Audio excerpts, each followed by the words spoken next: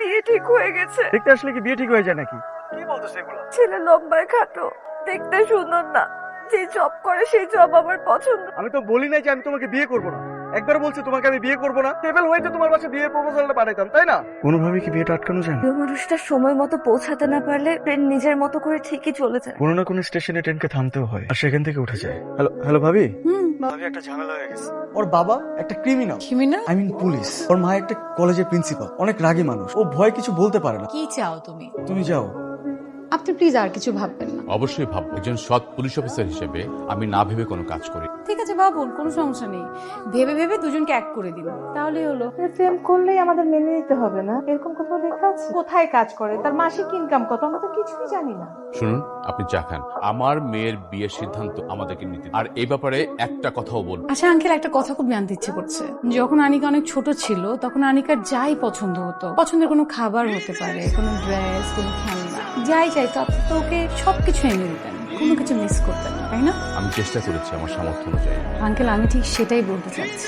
যেই মেয়েটাকে তার সাময়িক আনন্দের যা চেয়েছে তুই সব এনে দিয়েছে, একটা মানুষকে চাচ্ছে সারা জীবনের জন্য, তাদের ভবিষ্যতে আপনি বাধা হয়ে পড়াচ্ছেন। যে মানুষটার সাথেও সারা জীবন থাকার স্বপ্ন দেখেছে, কমিটমেন্ট, এগুলো নষ্ট করার অধিকার কি কারো আছে?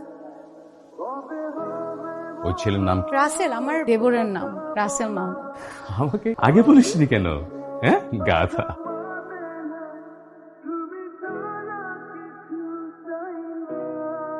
তোমার মাকে যতটা রাগি মনে হচ্ছে না অতটা রাগি, অতটা কঠিনও না। মাঝে মধ্যে তো আমার মনে হয় যে মেয়ের থেকে ছেলের বউকে বেশি আদর করে।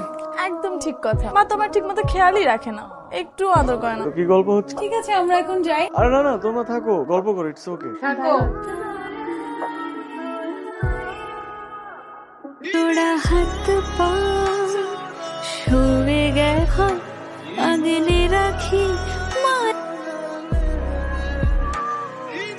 4 বছর হয়েছে আমি অবসরে গেছি। আমার 2 সন্তানের বিয়ে হয়েছে। আমার বড় সন্তানের বিয়ে হয়েছে 6 বছর। আমার যা সম্পত্তি তা আমার সন্তানদের মধ্যে আমি ভাগ করে দিয়ে যাবো। তবে একটি অংশ আমি আমার নাতি নাতনির জন্য রেখে দিয়েছি। তোমাদের কি কোনো আপত্তি আছে? হ্যালো, আপনার তো গাছে কাটাল রূপে। এখন আমার অখণ্ড অবসর। এই সময় আমি আমার নাতি নাতনিদেরকে নিয়ে খেলতে চাই। তোমরা তাড়াতাড়ি বাবা মা হয়ে যাও, আমাদের কাতারে চলে আসো।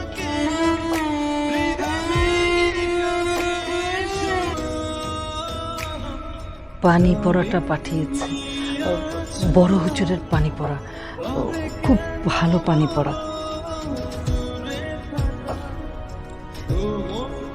আমরা আরো দুটো টেস্ট করাম, আর আমি আপাতত দুজনকে ওষুধ লিখে দিচ্ছি। আমরা চেষ্টা করতে পারি, বাকি তো আলাদা কথা।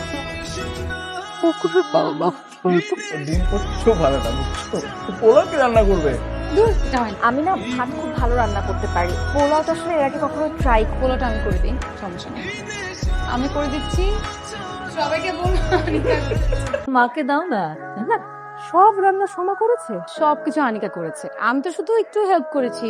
এই তো। তুই তো বিয়ের আগে কখনো কিচেনেই যাস? সেটাই তো মা, সব রান্না আপু নিজের হাতে রান্না করেছে, আমি শুধুমাত্র আপুকে হেল্প করেছি। দেখো না, এখন ক্রেডিটও সব আমাকে দিচ্ছে। মা, আপনি কোনো টেনশন করবেন না। ভাবির সাথে থাকতে থাকতে দেখবেন অনেকে সবকিছু শিখে ফেলেছে। তোমার বিয়ে হয়েছে কত বছর? আন্টি, নেক্সট মান্থে আমাদের 6 বছর হবে। বাচ্চা কাচ্চা কিছু নাম নিয়ে তোমার বয়স কত হলো? 18। মা তো বলে আরো কম। কিছু বলবা? কিছু বলতে চাও? আপু আমি না খুব সরি, বাট টেবিলে বসে এরকম একটা কথা বলে ফেলবে। সমস্যা নাই, গত 6 বছরে এরকম সিচুয়েশন আমি অনেক ফেস করছি। তুমি যে আমার জন্য কষ্ট পাইছো, অভ্যস্ত হয়ে গেছি, এখন আর আগের মতো খারাপ লাগে না, কষ্ট হয় না। মন খারাপ করছো কেন? কি কি হয়েছে? আপু জানো রাসেল না সবসময় বলতো আমার সোমা ভাবি এরকম, আমার সোমা ভাবি ওরকম, কিন্তু আমি যখন এই বাড়িতে আসলাম বউ হয়ে, আমার না একটা বারের জন্য মনে হয় নাই যে তুমি আমার ভাবি। আমার মনে হয়েছে তুমি আমার বোন। এই যে এখনো কিন্তু মন খারাপ করে থাকলে এই যে আমি ইমোশনাল হয়ে যাব। আমার কিন্তু এখন ইমোশনাল হতে একদম ভালো লাগছে না।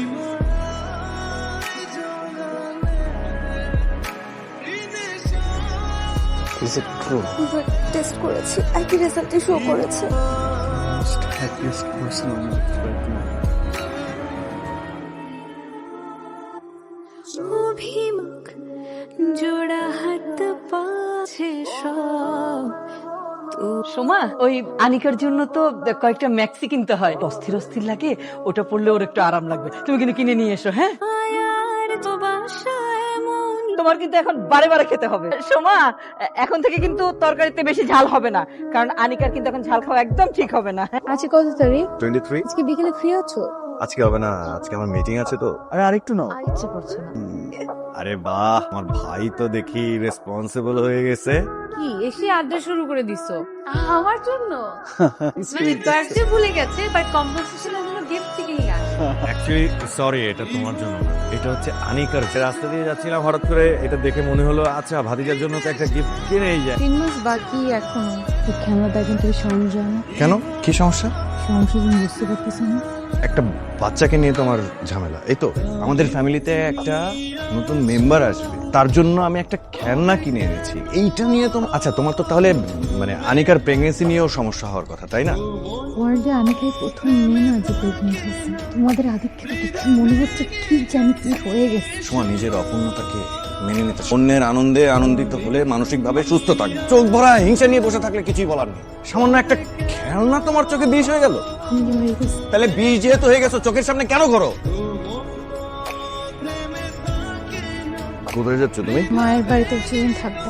আনিকার বেবি আসার বিষয়টা তুমি স্বাভাবিকভাবে নিতে পারছো না। চোখের বন্যা বয়ে যাচ্ছে, সেটা তোমার সহ্য হচ্ছে না। তুমি সবকিছু টেনে নিবা আনিকার প্রেগনেন্সি, আর আমার যাওয়াটা যদি তুমি স্বাভাবিকভাবে নাও তাহলে আমি খুশি হব। কবে ফিরবা? ফেরার জন্য যাচ্ছি না। কি হয়েছে মা? আমি চলে মা, আমি চলে যাবো।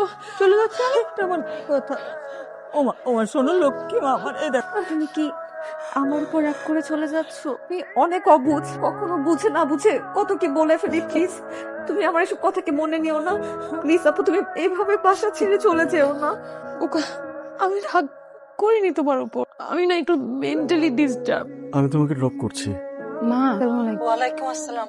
আমি তো ভেবেছিলাম তুমি আমার কলটাই ধরবে না, আসলে মাথায় ছিল না তুমি যে বাসায় নেই। আসলে আমার না শরীরটা একটু খারাপ লাগছে, মনে হয় সুগারটা একটু বেড়ে গেছে আমার।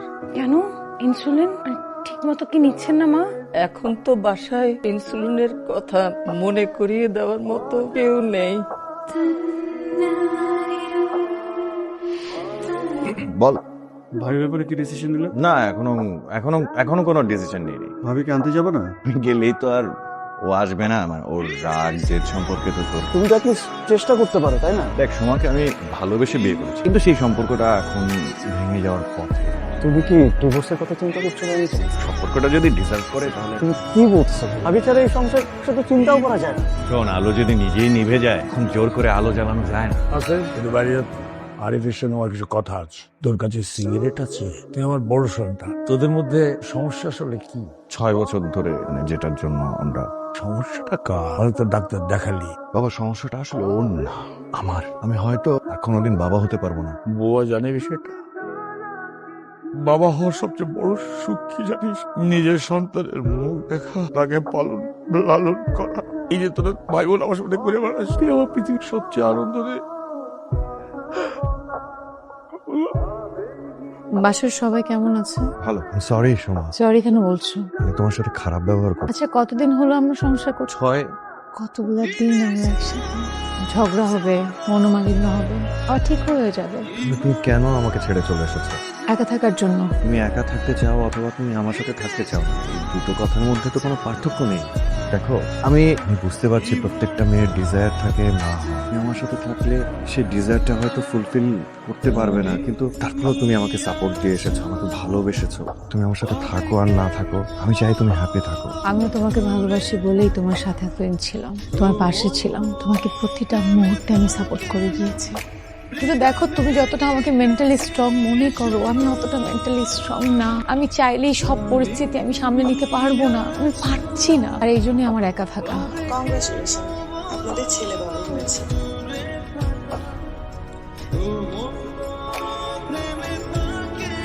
তবু